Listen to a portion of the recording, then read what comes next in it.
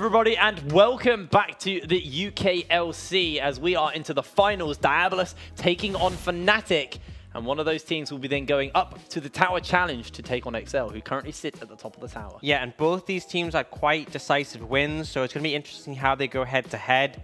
I'm excited. I'm very excited. I think this is going to be a clash of two giant teams, two very stacked rosters going head-to-head. Are there points on the rosters where we're a little bit concerned? Or do we feel that both of these teams are fairly equally matched across the board? I think I did have some concerns about Matty from coming off last week. Just that the fact that he got caught out at the end and lost against XL was a bit of a question mark. Yeah. Felix also had some shaky bits, but it felt like Darkspawn didn't do enough to bring those out. So whether those issues have been fixed or they just weren't shown is the questions. But last game they looked really solid. I think for the side of Diabolus, they came ahead massively in the draft. The one question mark I'd say, other than that weird engage from Kerberos where you ran into a wall, not sure what that was, buddy, was Hado got caught out a bit too many times. And if you see how well Prosper and Dan work together, it's like they are attached at the hip. They're permanently walking together.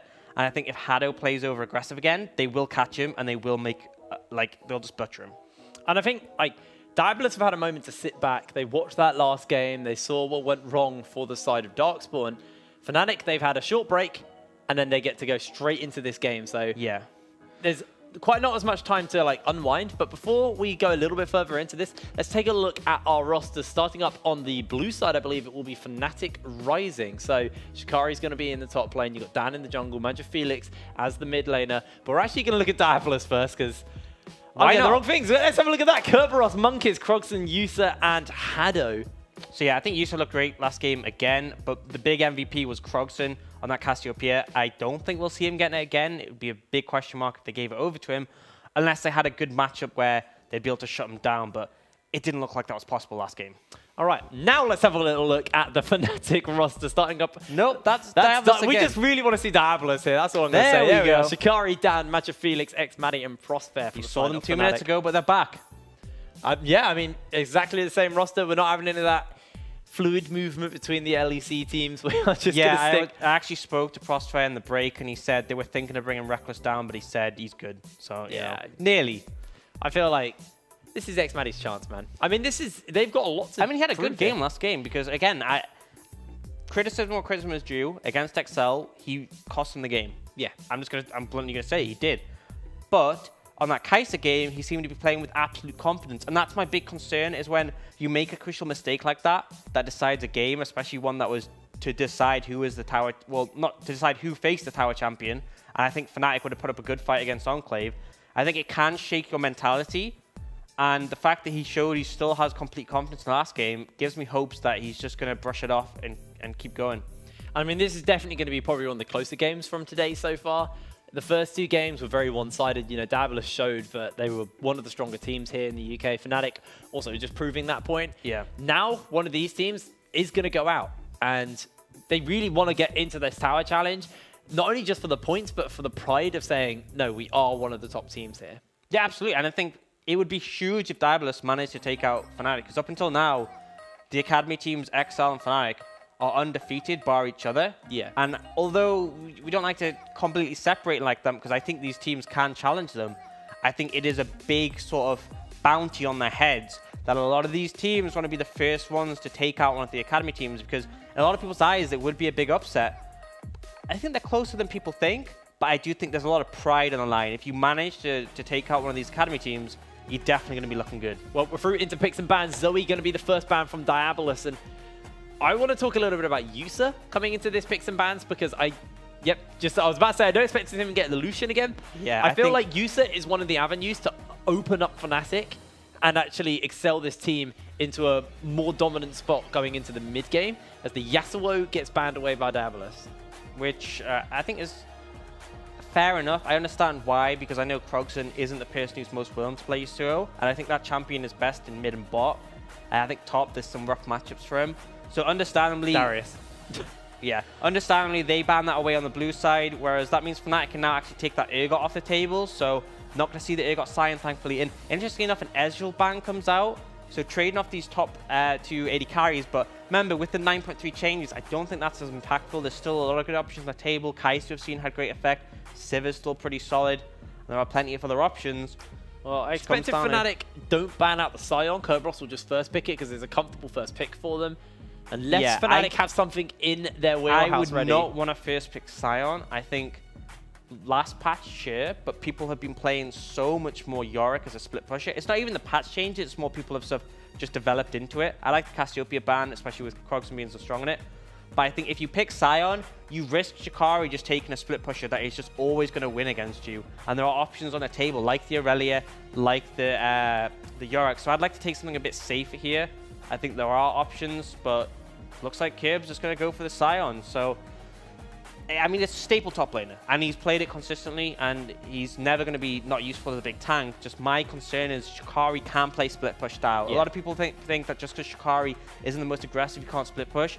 But that is almost why he works really well as one, because once he gets a lead and goes to the side lane, he's not going to over push. He will keep getting advantages, but he's not going to run it down. Yeah. It's not the inting Sion, we know, but that is actually going to be the Carthus once again. I expect after yesterday, that's going to be for Dan in the jungle. Absolutely. I think there's he's no got his Arky warmed up and ready. Yeah, and he's very confident on it. Like we said, although he did have more gank in the last game on the Jhin Zhao, he is very happy to just farm it up and be a powerhouse on that Carthus. And actually going to see the Ornn come through, which is a bit of an interesting one. But it did get some changes, and I remember seeing that the skill priority might have changed a bit in some areas.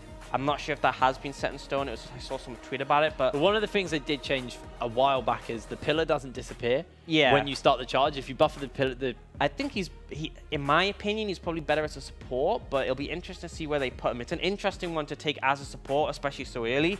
It could still be flex top. I mean, they could lock it in with a mind of set of it's going to be support or top, and then they'll see where the kind of the picks and bans develop from there. But we're definitely far away from that Ornn meta where he's like pick him all the time and his engage was super strong.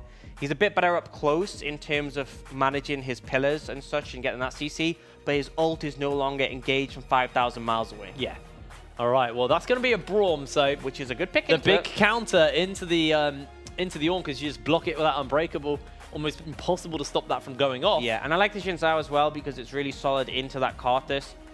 Does a lot of work in terms of if you get on top of him, you can kill him. That's a Sylas. And we're seeing the Sylas, so this can be flexed. It can go top, it can go mid. It's a really powerful pick. I think it's one of the ones that are hard to execute and hard to pull off, but a lot of the top teams are bringing it out again and again because it has so much power. The sustain is huge, and there's a lot of variety with builds, which always is of benefit. With champions, you can I can go tanky, I can go AP, I can one-shot you, I can be invincible.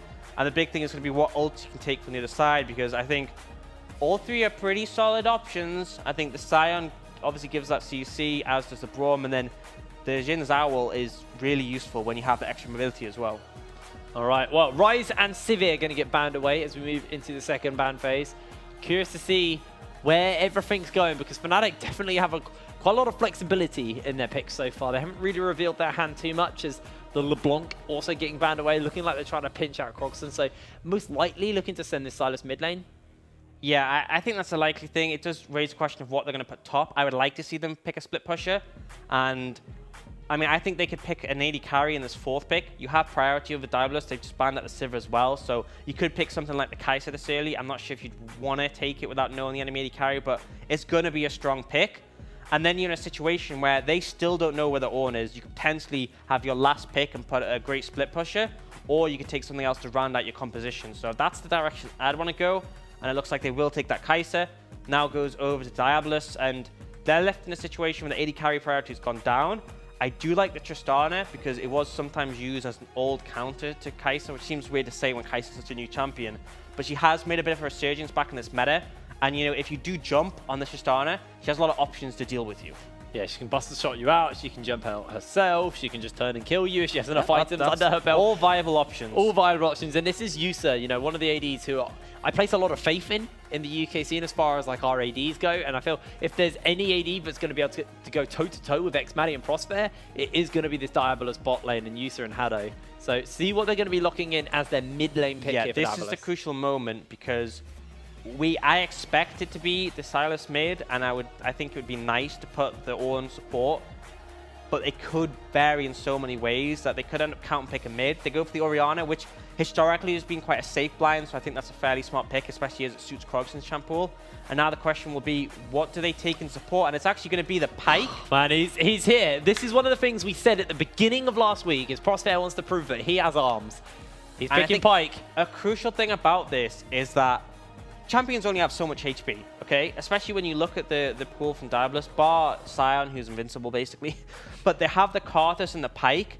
Like, when you take away the amount of damage their ultimates do, you have a very limited window to use with, where if you fall below that, you are at a real risk of just being executed, which makes it a very dangerous comp to deal with, especially as there's so much follow-up as well. So I'm not quite sure how the laning phases go. I think I would favor the Diabolus bot lane, and I think it's going to be more of a skill matchup in mid, but the big thing is going to be what Monkiz does, because he's absolutely going to have the pressure advantage in the early game, being able to gank on the Xin Zhao.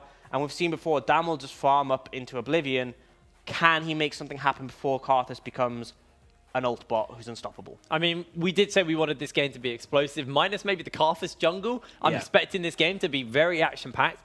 Now, I do want to look a little bit towards the jungle here, because if Xin Zhao goes into the jungle looking for Dan on the Karthus, he might be able to put some real work in and try and shut Dan down. Yeah, I mean, you can kill him. The risk is that after you kill him, he might put down the wall. Well, he might have already put down the wall of pain. You lose a lot of HP, and then if the enemy team collapses on you, you can be threatened. Dan tends to be quite good at ensuring his pathing is safe, so I'm not sure how much Monkiz will be able to invade and kill him personally. If he finds an opportunity, great, but crucially it's going to be how can he assist his lanes, because I think there are areas you can definitely contribute. If you look bot lane, Kai'Sa's a pretty easy gank target, especially when you have this Braum and Tristana who can just jump right on top of her. Well, we're on to Summoner's Rift for the finals of Week 2 at the UK League Champion. Diabolus taking on Fnatic Rising. The winner of this game will win. Go forward to take on XL. You're not wrong, they will win. But they will also go into that all-important tower challenge. I don't know how you're not sick of me. Like, honestly, just... I am sick of you, but I kind of have to just deal with it. Yeah, unfortunately, X-Scoundrel has other things to do, so we'll just have to handle me annoying you. I'm used to it at this point. In fairness, so seeing a fairly safe start. You actually see, I mean, obviously the ideal warding placement is to have a Pixel Brush ward, but being a Karthus, Dan just has to take what he can get. He will be playing very defensive this game, and I want to look to see his team facilitate him, so he's in a position where he can just farm up a storm. Okay. Looks like no jungle switcheroo this time. We're not having that vertical jungling. Maybe there is a ward being placed down, but I mean, so if Monkiz wants to do it, he will be spotted out by Fnatic. I'm just going to straight up say, if you vertical jungle on a Karthus, you are trolling. I mean, that is such a dangerous thing to do, because you can see how much damage the blue buff does to him. Sometimes you can get quite low in the clear, but also if someone jumps on you, you just die. Like, imagine you're clearing the enemy red buff and Braum and Tristana come along, you're just dead. You know, there's no real option outside of that. So I think they're both just going to clear their own sides and play it relatively safe. I know Dan will definitely play this game a lot safer than the last one. The question is, what can Monkiz do? He needs to make his presence on the map known. He has options, though.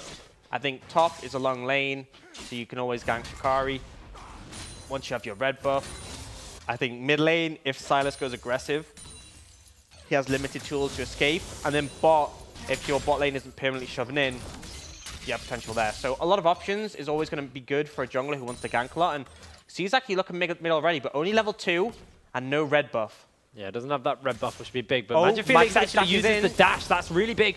Krogson looking to chase him, picks up the ball, and looks like Monkiz actually could just jump in here. He has got that flash and his hit level 3 at this point. Jumps forward, has the Q on, and actually just goes for the Scuttle Crab. Crucially, the dash came up again, but oh, Haddo! A crazy fight in bot lane. Prospere's able to get it up. Yusa is running away, has a little bit of HP. The stun's going to get caught on, and a double kill picked up for Prospere.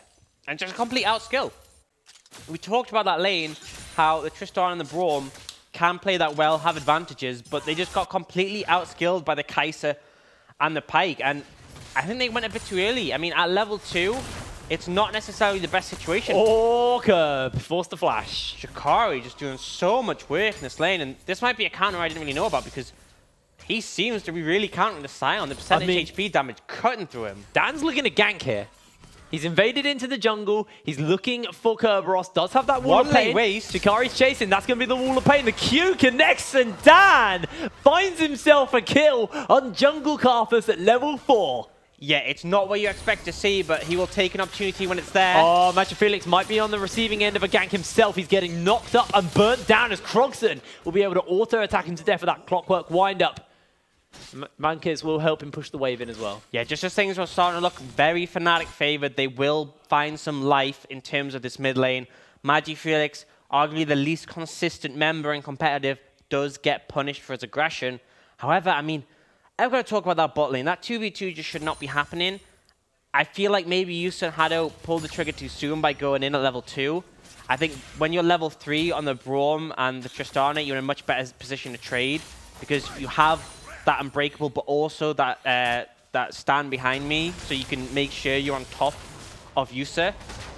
And I think they might have just overestimated their damage and they get punished for it, but giving over a double kill so early to the enemy bot lane, especially when they scale as well as a Kai'Sa and a Pyke, isn't a good start. I mean, the only saving grace is that Prosphere stole both those kills. Yes. But even then, X might have I mean, that's what Pyke does, right? As he's looking for something onto Hado here. Hado puts up the Unbreakable. And then can be able to disengage from that one for now. I want to ask you, Orcs. Yep. What item do you miss in League of Legends? I don't think there's one I massively miss. I think I missed Old Locket a bit. Just because it was broken. Oh, and yeah, I remember that. You could always build it. Magic resist. Yeah, you could just always build it. There was never a bad time. It made support itemization really simple because you're just like, hey, look what I got. This item, which is just really strong. But I don't think it was good for the game. I definitely don't miss DFG because that was not fun to play against. As a mid laner, I miss DFG. I hate when Ahri would ult in on you, not land the charm, not land the Q, but just DFG and just W, and it's like, okay, cool. That was my area of expertise. Yeah. I also really don't miss Banner of Command. Yeah. God, I hate that item. Yeah, I don't miss that either. That whole split push style of play was a bit frustrating, but seeing Shikari get pressured here. Yeah, he's going to be forced to flash. Monkey's not going to get the free Talon strike onto him to knock him up. So interesting, well, maybe interesting if you're interested in this, but Shikari's skill priority has gone Q first. So in the old days when Orm was really popular, it was the W max with extra percentage HP damage. But I think since the changes, it's no longer as viable to max that first. So we'll be getting extra points in that pillar for now. And I mean, if you look at the trading he's doing against Kerberos, clearly doing some work. So if anyone's watching wants to get involved in some Ornn, here's your opportunity. But ult down and no flash, you could be in trouble. He's in for a dangerous position. Monkey is looking to knock him up. Double knockups are going to come down. That's going to be the Requiem. Not enough to find the kill. And what's big about that is Krogson actually could be in for a bit of trouble, but Magic Felix does have his R available, so we'd have to stand on top of him to get the shockwave off. Yeah, I don't think that's a good one. You literally have to sombrero them. Yeah, which, I mean, it's not awful because Silas does have that mobility to get in, but it's not the best. I think it's EER is the only way you can really make it work. Yeah, and then, so like, I think it's good in an all-in. I think it's good in an all-in against Orianna, but I don't think it's great in terms of like how you can impact a team fight unless you find your way in. But I mean, across the board, he doesn't have really that many bad options. I think the Jhin Zhao ult works really well with him, but I mean, I think the best one for me of all the ults has to be Alistar. I mean, other than Karthus, because Karthus is just broken. But I think it was Chovy was playing it, and he stole an Alistar ult, and he was just unkillable. And putting out tons of damage is just so strong. Prospect's actually going to cancel the bases here, but concussive blows almost stack up on him. Could have been dangerous, but... Oh, I would like to see Yusa jump in. I think they could have punished him there. They're going to look this time. Yusa gets that auto attack on, and they're going to try and stack up the concussive blows. That's going to be the Unbreakable. The Ignite is onto Prosphere. The heal comes out by X-Maddie, and now Hado needs to run away. Prosphere, not level 6, so doesn't have that execute, but they're trying to chase up. Yusa needs to dodge away from the hook. Does have that flash. Uses it. In comes Monkeys, though. Not going to be spotted. Not going to go in for the dive. And Fnatic almost get punished here. Prosphere playing with fire. Oh, Monkey's stepping out that super range. If Fnatic step up, this could be a troubling situation. Oh, Maddie throws out the Void Seeker. Monkeys jumps in onto him. Yusa also follows up. The flash comes out. They got the free talent strike to knock him up. Tries to hook him underneath the tower, but it's not going to be enough. A shutdown is going to come through, and Maddie jumps into the fray. The Crescent Slash is not enough to save his life as Yusa gets a double kill. I mean, I guess you wanted to trade, but I think you could have gotten out without giving up your life. And now Yusa gets a double kill. He's in such a great position to carry because, as we said, Tristana is never going to be bad on scaling. And you'll always take a double kill at any point of the game. Well, Dan, he's going to get a crab, so it's worth it. Yeah, I'd take that. Absolutely. Rest of the team inting elsewhere, farm. The crucial thing as well is that if you look at the items of Yusa, he could have ended up in a bit of a dicey situation, but now he's going to be able to back and buy a BF sword, and Matty had to go double pickaxe, which isn't inherently bad for a Kai'Sa because she likes to go BF, pickaxe, pickaxe. So it's not as bad as if you saw, say, the Triss go and double pickaxe. But it's still not good. You want that BF sword, and Matty's not going to be happy he lost that, but... Oh, Krogson actually turns it around, throws out the shockwave as we go into a replay. Get a replay at the same time. You'll see Monkeys flashes really aggressively, and then Crossfax actually pulls him further, wanted to find the damage on him, but he buys so much time here. And then after the ult, Matty, for some reason, decides to go in, does get the kill, but ends up burning his flash as well. I think Yusa just came out way further ahead in that play. Okay. We didn't see Magic Felix die, so he did get away. That death was from earlier. As the Cloud Drake gets picked up by Fnatic, there is an Ocean Drake spawning next, and Prosper needs to be a little bit careful as Monkeys and Haddo are waiting in the wings. Key thing is Requiem has just become available, so be ready to see Dan make use of that in critical situations. And I think that makes trading bot lane a lot riskier. Because if you go with that 2v2, they now have the ult from Prosper, and you can see he's looking for it. Yeah, he's definitely looking for the damage. Haddo jumps away with the standard side.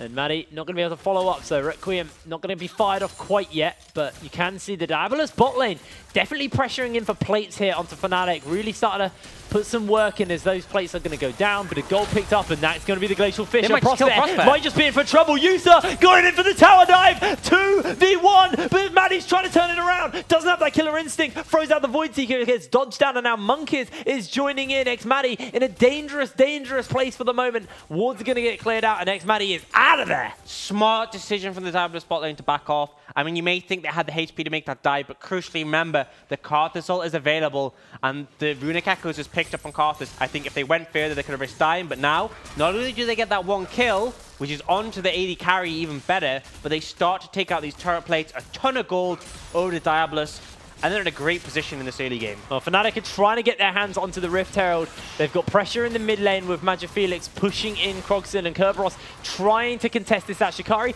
Taking a fair amount of damage here, but Dan is also tanking it up, and Magic Felix joining up with the rest of the team. He's going to flash in, steal away the ultimate. That wasn't a flash, that was just the sound of the ultimate going off. Monkeys and the rest of the team will take first turret blood, though, in the bot lane, and Prosper now going aggressive. This is going to be the Requiem. That dunk is available. Haddo's low, Yusa's low. 1 for Prosper, 2 for Prosper. Monkeys now flips back and tries to get himself a turnaround kill, but X-Maddie putting the damage in. Prosper with a double kill. Oh, and crucially, because he uses the ult, Karthus gets gold for both of those. I think Diabolus just completely overstayed there. They got so much plating. The extra one and the tower just wasn't worth it, and they end up forking over so much gold, not only to the Pike, but to this Karthus as well.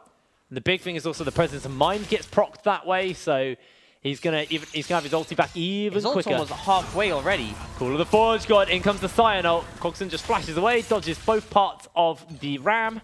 He's alright. Yeah, bit confusing when we have a Sylas, but he can shoot anyone's ult, do what he wants. He's not really phased. So we'll take stock of what has happened. You can see the bot lane of Diabolus, after taking that tower bot, are heading up to the top side. Still yet to see a complete item come out from either AD carry. But if you do look at the mid lane, there's a rower picked up from Magic Felix. Yeah, so I've had some discussions about what the best build for Sylas is, and the opinion I've heard is that it's neither the full tank Gauntlet build or the full AP Ludens build, but this sort of mixed AP Bruiser where you start the Rod of Ages and then you pick up a bit more AP, a bit more tankiness after that. And so that's the build that's sort of come out as the optimal one, and unsurprising to see Magic Felix to go towards it. It means not only can you put out a lot of damage, but the extra healing from Kingslayer means you're hard to take down as well. Well, Rift Herald's been summoned in the mid lane. This is the issue when you commit 4 members to top lane. Yeah, they're not actually going to be able to go in, but they throw a shockwave down onto Shikari and Magifelix. That will be the turret going low. The rest of the team looking to collapse in. Prosper will spot out the 3 members rotating down on that ward, and he's trying to look for the hook out. Stand aside comes forward, stand behind me, sorry, goes out. Wave will step forward, and the Rift Herald will not get that second charge off, as it looks like Diabolus are going to do their best to take it out. But that is a turret going down in the mid lane for Fnatic. Gold now 2,000 in favor of Fnatic. Yeah, one thing to note is that the gold numbers will be skewed slightly due to the Pyke. Obviously gives a ton of gold in the favor of Fnatic when he gets those ult kills. But however, a massive factor of that gold lead is going to come from that Karthus. 110 CS, and we see it again from Dan, making things work for this Karthus pick. Yeah, the side he lanes... picked up a needless large rod. That is... That's needless. Needless, but I think it's going to be effective. Croxon's going to pick up a blue buff, so he has a lot of mana to work with. Still hasn't finished up the Luden's Echo on this Orianna, so needs to get that under his belt. As you are seeing Kerberos now with that rotation from Yusa and Monkeys and Haddo earlier. Got a lot of plates down in that turret, so a second turret would fall fairly quickly here for Diabolus if they want to get it. But for the moment, you can see they're basing as the Rift Herald is spawning up, and Fnatic definitely want to get their hands onto the Infernal Drake. Sorry, thank you for correcting me. No worries, I'm always here to correct you. And the Infernal Dragon, a big one to fight for. You're paid for, mate. Yeah, absolutely. Sion's TP in bot. We're going to look to see him ult towards and start this fight. That's going to be the Ram Jam coming out by Shikari.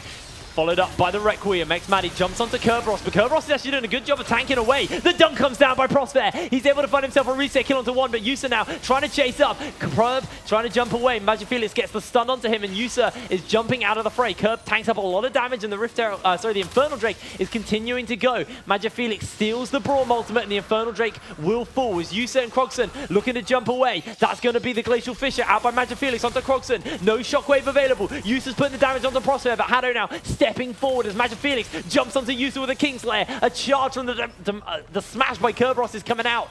Health bars are low for Fnatic, but Diabolus cannot make anything work. And crucially, Monkeys just gets blown up at the start. The damage from Dan's ult makes such an impact there, and picking up this Infernal is only going to cement their late game further. I mean, sure, Diabolus aren't too shabby in the late game, but that Karthus is going to be a problem, especially when you look at the Jin Zhao. Almost half the Karthus to CS and 2 levels down. That champ is going to be useless. Dan almost at level 11. One more camp. Monkeys. Almost at level 9. Almost at level 9. Not quite the same, but, you know. I mean, you look at the CS, 130 to 73. He's got a kill and 3 assists, so the same as Monkeys, but Monkeys has the 2 deaths, so it looks less impressive. Crucially, though, those two of those assists came from the Pyke's ult. And remember, you get full kill gold for those. So in actual terms, it's a 3-0-1 Karthus for how much gold he has. So a great position to be in for a champion that scales so well. Off 1 button. Prospect looking for a hook on the Croxon. Not going to find it for now. As Diabolus want to try and crack open this top lane if they can. Get some of that kind of locked gold. Close the gold gap a little bit as it is extending to 3k in favor of Fnatic Rising, but for now they're pressuring out this mid lane. They've got the explosives charge on, and that will be the turret going down. Hook lands and a Crescent Slash comes out. Monkeys flashes away to safety, and in comes Maddie. Diving into the fray. Shikari's also joining in. The teleports are coming forward. That's going to be the Glacial Fissure out by Haddo. In comes Magifelix. He steals out the Kerbal. Haddo's running away. In comes Magifelix looking for Yusa. Monkeys is going to get jumped onto. The Decimating Smash is dodged away. And Fnatic are now looking to siege up on the mid lane. But Croxon does have that shockwave available. This could be his moment to find the opening, to find the play for Diabolus. But for now, Fnatic respect that and they walk away. Yeah, they managed to force Diabolus back, but they don't find more than a kill on the support. Croxon's still looking though. Shockwave! Oh, that's going to be the shockwave on the Dan. He's so low. The shutdown into Croxon. The Ram Jam is just not enough. But down comes the Requiem. Kerberos gets a shield, and nobody dies to the Karthus. Yeah, crucially, are they able to survive that ult? And a great ult from Croxon just essentially solos out the Karthus. And I think that's the thing we don't tend to see is that Dan has consistently just sat at the back and pressed his ult. But when he gets up close and personal, he is very squishy and can die very fast. And that was a lot of gold shut down and going over to Croxon. And if there's any champion we know can 1v9, it's an Orianna with those ults. I believe that was a 750 gold shutdown. around there. It was 650 last I looked at it, but it might have been a bit. Yeah, so it was in the rough I'm used area. to not having a scoreboard, so, you know, don't always look that way. One game. It was one game. Gotta keep bringing it up. He'll never get tired of it. What is dead but may never die, including this meme. You see the Oblivion Orb picked up by Krogson, so this is a sort of point where it's like a really powerful one-shot Shockwave. If you Shockwave one of the squishies, I mean, it's not going to 100-0 them, but it's going to be in a pretty good position to get them low. We do see the Spirit Visage come out from Magifelix. I mean, sorry, the Spectre's Cowl. Most likely building that Spirit Visage to give that extra healing. I think that's why the Oblivion Orb's so great here, because you want that Morellonomicon to reduce the healing. But once Magifelix gets to that sort of AP Bruiser, very tanky build, not only is he hard to kill, he puts out a decent amount of damage, and crucially, later in the game, he can steal so many ultimates, it feels like he's full of utility. Well, for the moment, you can see Magifelix is just going to that top lane to pick up some gold. Krogson going to pick himself up a blue buff. A Weller blue buff after that shutdown. Dan just picked up an item. A very certain item. He's got his Rabbit Ingles. At 19 minutes, that's pretty fast. That's going to hurt. Yeah, and the thing is, Yusa's in a position where if you start to itemize MR now, you're sort of pulling away from your power curve in terms of crit items. I mean, look at the goal difference between junglers. And there's a massive lead to Krogson, particularly because of that shutdown that just happened. And the other lanes are fairly even, bar support, where Pyke always gets a ton of gold. But the jungle difference is really what's driving the gap between these two teams. Yeah, you can see Yusa now sitting on enough gold to base up and finish his rapid fire cannon. He's got those two key components, so might be a Shiv, but I'm expecting it to be a rapid fire as Hado. Looking for something onto Prosper here. They might just look for a collapse. Dan is hanging about as the tower will go down in the top lane. Shikari with the Call of the Forge God also off to one side. I mean, the crucial thing we haven't talked about yet is that Magifelix and the Sylas is perfectly happy to split. And you really don't want your Orianna in a side lane. So Magifelix is essentially uncontested here, and looks like... Is this Cloud for Baron? Yeah, well, Diabolus will good, but I don't think they can do this Baron time. They're taking a lot of damage as well. So. Yeah, they are taking a fair amount of damage. Hado is absolutely bolting it towards that Baron. In comes Curb as well to make sure that doesn't go down. And Magifelix will have to step away from that split push for the moment. But it's still going to be a constant occurring problem where who's going to answer Magifelix, because Orianna's good block from Hado. That might just be the turret going down. A massive chunk of damage from the command, attack, and dissonance out of Krogson. Yeah, this Orianna is so scary. I mean... Oh, Hado jumps right. back over. He's not bothered. Hey, mate, I'm out of here. I think it's starting to get to the point where the Orianna is so scary, Fnatic might have to look for this sort of 1-3-1 win condition, which isn't a great position to be put in, but they just really don't want to go near Krogson. And once again, he's proven there's a reason this man's feared on mages. We'll actually see the Shiv come out from Yusa, so you're absolutely wrong.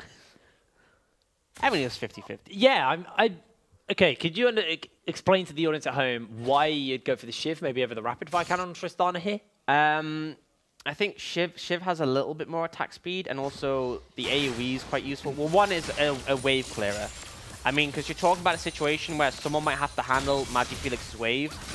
Shiv makes it very fast to push, and then you can rotate over. And I guess the other argument, I think it gives a tiny bit more attack speed, but it's not much. I'm with you that I think rapid fire might well be the better option, but there are definitely options for reasons for both, and clearly you should prioritize the wave clear of this and maybe the bit more AoE damage. And we might just see the double energizer come out of him as well. Yeah, my concern of going that too early is that I think you need something to defend against the Karthus, because I think if you don't have any MR, he will just one-shot you. And I mean, not completely one-shot, but it's the point where you can't to the point where fight. Prospect can tidy up. Yeah, you can't team fight after that ult is used. So I think he should go for something like a Hex Drinker, or potentially even a Phantom Dancer if he wants to shield from that. But absolutely something to protect himself. Prospect might be looking for a play here, looking for the hook onto Krogson, pulls him in, the Shockwave is available. That's going to be a double Glacier Fissure coming out. In goes X-Man into the backline. That's going to be a shutdown picked up. It's a 1-for-1 trade so far, but a great block out comes through. Shikari takes down Hado, and Fnatic are trying to come out on top. Yusa is untouched in the fight, and he launches himself into Dan. He's taking so much damage, and Magifelix takes him down. Requiem comes down, and Kerberos is the only one to remain, as Magifelix and Shikari are looking to run him him down. Curb is dicking and diving and dodging his way out. Can't run towards that because that's going to give a speed buff. He's just trying to buy time. Curb is going to go down, and Fnatic will get a full ace. Yeah, it's not clean. They lose a lot of members, but they manage to get the ace in the end. Shikari untouched on that Ornn. They just found Krogs and didn't even manage to use the shockwave in that fight. Crucially, however, they do not have enough members to go towards that Baron.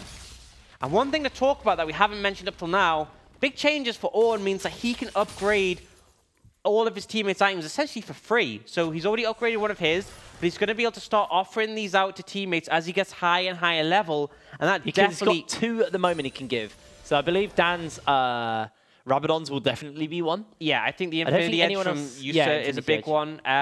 If Magifelix goes towards the Iceborne Gauntlet, which he is definitely get his Ghostblade done. Yeah, when the Iceborne Gauntlet is one you can do as well, and yeah, the Ghostblade. So there's options for everyone, and it just means you can... Wait, he can do 2 in the same?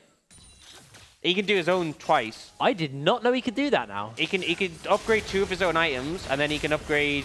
I'm not sure how many it's in total, but he can start giving out to allies. But enough about that. We are seeing time to start the Baron. I think they might be trying to bait a fight. Double Zeal on Yusa. Does have a fair amount of damage. Curb is just tanking out some damage for the moment. Shikari looking to dive into the fight. That's going to be the ulti out of Curb. That's going to be a Glacial Fissure coming down. Shockwave only lands onto 1, and it's a tank. Kerberos is still alive. The Call of the Forge God by Shikari is going to land onto Krogson and onto Monkeys. But Fnatic Rising now looking to pressure out this mid lane. Yeah, and they still have to be careful. That Requiem isn't available yet, but it's not going to be long. Prosper's looking. Prosper gets the hook onto Yusa, and Yusa just rocket jumps to safety. Ooh, very back and forth, but you can see Fnatic starting to get the momentum here. They do have a gold lead. It didn't look quite like it in the last fight, because up until Yusa died, Diabolus really looked like it had life. Look at those pings. They know that the Infernal Drake is what Fnatic want, so they're pinging out Baron. If Fnatic even step towards that, they're going to try and pick it up. Second Infernal, though, it's a dangerous one to give away for Fnatic. I have no doubt the Baron is a bigger prize, but if you give away 2 Infernals to a composition like this, I mean, look at Dan. He now has the upgraded Rabadons. That Karthus is going to be so scary if you let that go down. Krogson's a little low on mana. Shockwave is shortly about to come up, and this actually could just be a pick on to Magifelix, getting caught off guard. That is such a big pick to take right now. They can head straight over to that dragon, and crucially, Dan is completely routed. He has to walk such a long way to get to the Baron. There's no real chance of them rushing it. They'll be able to pick up this Infernal Dragon for free, and that really puts my mind to rest in terms of Diabolus scaling. Sure, Fnatic is still going to edge ahead, but that Orianna is going to be a monster, and equalizing the Infernal makes a big difference. You can see Monkey's actually looking for a little bit of poke onto Shikari and Prosper. Not going to actually overly commit here, as Fnatic going to have to step away. They've got at least the Crab to give them some vision and a couple of wards in the pit. But full river control, not really in control of either team at the moment, although you can see Fnatic have placed a few deep wards into Diabolus' jungle. Let's have a look at the gold. And interestingly enough, the 80 carries have really started to pull ahead. Both of them about 10,800. Big difference between them and the mid laners, but still the highest gold on that Karthus. And that's not a champion you want to have that much gold, but unfortunately, not a ton you can do about it. And the thing is, as well, is that the further it gets in this game, the less it's going to be shown, the gold difference, because you get the item upgrades out of Ornn. So, like, sure, is Karthus on 11,000 gold? Yeah. But if you factor in the extra gold gain from that upgraded Rabadons, he could be at arguably 12,000 gold or maybe a little bit more. Double Energizer finished up on Yusa here as Xmatty. Wonder if he goes to that Phantom Dancer again, or if he decides to go into the Hurricane. It's risky from Yusa to not go defensive. That Karth Assault is going to do so much damage, and he has no lifesteal, and he has no defensive. Dan hasn't really used it in the past couple of fights, but when he does, I'm just so scared. Magifelix steals out the ultimate. This is going to be the Requiem. Xmatty jumps in. Hado going to be the first one to get dunked out by Prosper. Here comes the Call of the Forge God. 2 kills have been picked up. Maddie's one down on each side. Maddie is low. And Shikari is trying to jump out, and Prosper uses the dunk once again. Monkeys has gone golden, and Shikari is going to get picked up. Krogson gets out with no HP, and it's 2-1 in favor of Diabolus. I mean, crucially, the ult was used so early. Imagine if Dan still had it now. Sure, they wouldn't be in that low health in the first place, but you would have been able to pick up those crucial 2 kills. And Matty just... I mean, he overstepped again at the start of the split. I talked about this as someone who wasn't that aggressive, was that stable team fighter, And yet he keeps finding these situations where he gets picked out in team fights late game. It just really shouldn't be happening. His flash was still available, and yet he falls. And I think that's a crucial reason why Diabolus pulled ahead in this team fight. I mean, top laner for jungler. You can see Diabolus very happy with that. Kerberos is starting up the Baron. Has got the rest of the team joining him here. That one. I think they don't expect Dan to be here yet. They know they still have a numbers advantage. Dan is 3 levels higher than Monkiz. He can outsmite him so hard, but Monkiz, recognizing this, looking to jump onto Magic Felix. They're out of the pit, and now Prosper split from the rest of the team. In comes a Void Seeker by X-Mani. They really don't want to do this, but Curve is actually jumping in, looking for Prosper. Prosper jumps over the wall with that undertow. Shikari is now here, so no longer got that numbers advantage. There is a Warmogs on Curve though, so all that damage you took from the Baron will be healed up, and that's one of the crucial things about having a big tank like this Scion, is you start the Baron up, you lose a lot of HP, but you heal back up, and now he is perfectly fine again. 28 minutes on the clock, and this game is getting closer and closer. There's the Hex Drinker onto Yusa. Phantom Dancer picked up on X-Mani.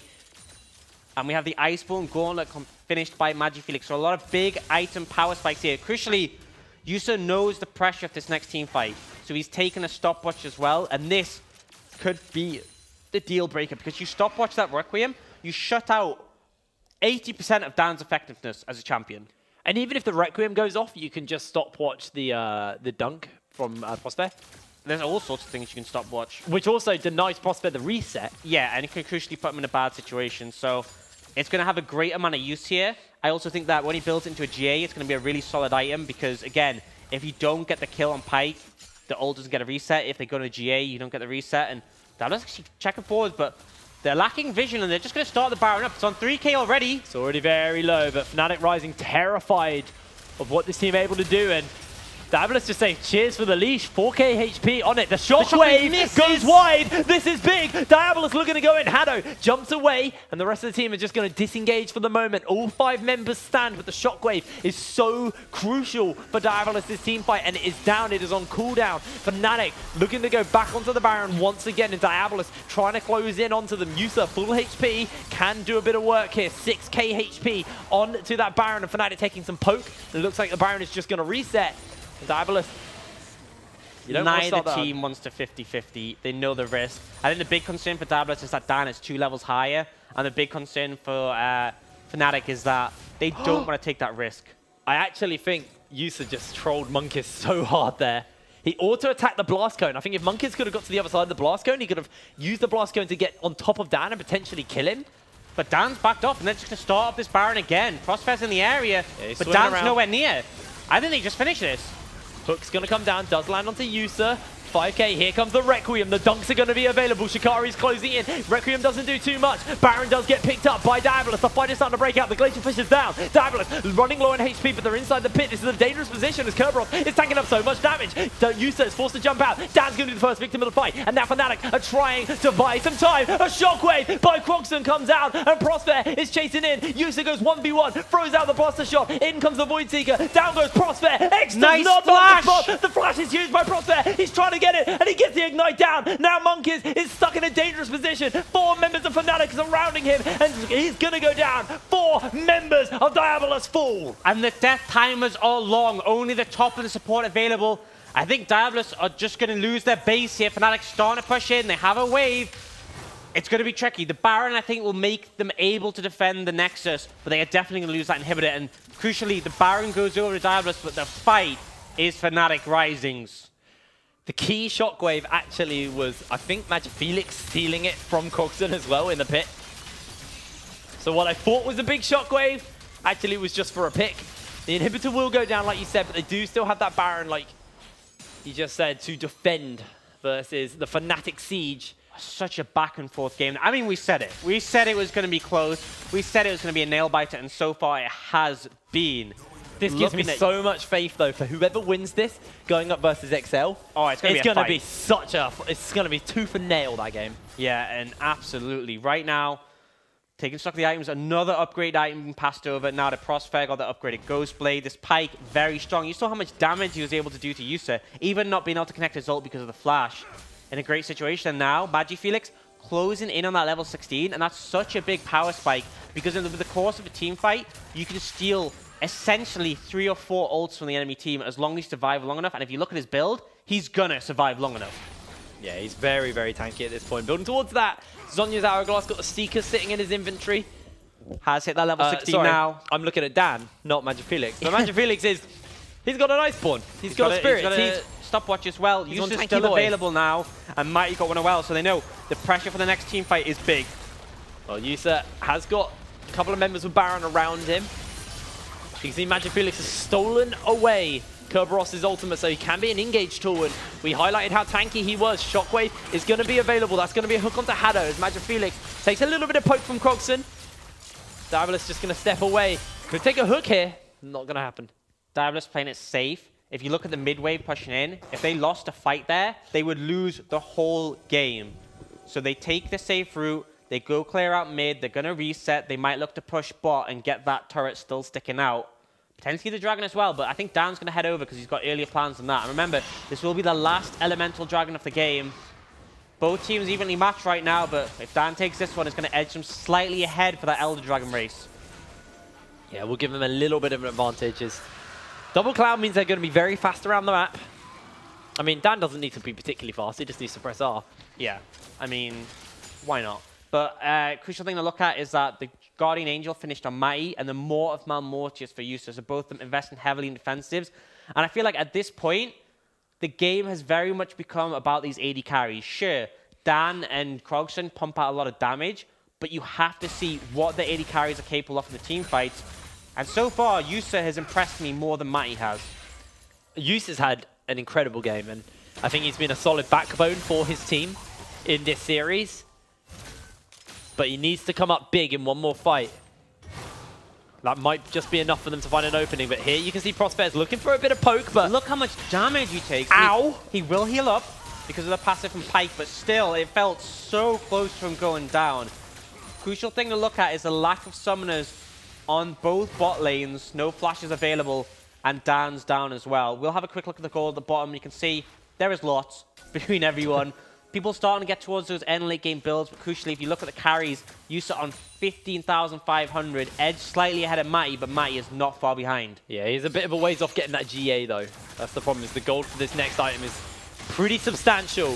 As Krogson now running around with the Banshee's Veil and will be a little bit safer from some of the poke, from some of the engage or potential picks onto him, but Fnatic do have control of this Baron area, and you can see Diabolus now moving forward, one step at a time, trying to get a little bit of control onto this point of the map. And actually, they're just looking to run it into the mid lane. You can see Prosper looking for monkeys, does dodge away. Here comes the Ram Jam. The fight looks to break out. Curb is going to tank it up, but a great block by Haddo onto it. The shockwave goes wide. X-Manny not going to get caught. Yusa untouched in the fight on the back end here for the moment. And you can see Kerberos has jumped into the middle of the fray. He's getting chewed through, though, by the rest of the team. They're doing so much work. Now Yusa looking to free fire in. Dan's going to be the first victim, but he does still have that Requiem. It's going to rain the pain down. Yusa goes golden, takes absolutely zero damage. The hook does connect onto him, though, and Yusa's low. The dunk might be enough. Yusa remains alive. The Ignite ticks down, takes him out. Diabolus looking to come out on top, but Maddie's getting stunned. He gets taken down by Krogson. Now Prosper and Magic Felix have to run away, and it looks like Diabolus are not going to be able to chase up onto them, and they make their way up, but a massive fight for Diabolus, and Yusa stayed alive for so long. What a back and forth